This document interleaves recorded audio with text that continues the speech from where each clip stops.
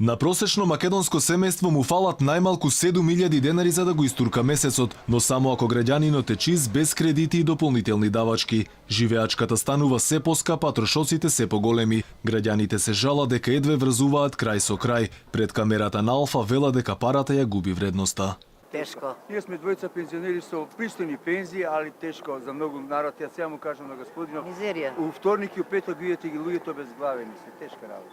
Треба најмалку можда 500-600 евра примања во една фамилија за да може скромно да истера животта.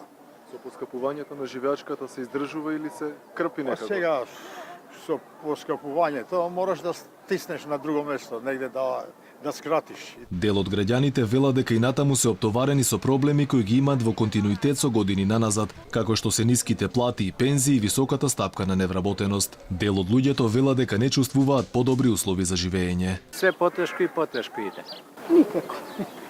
Никако. Цените горе, платите не одат.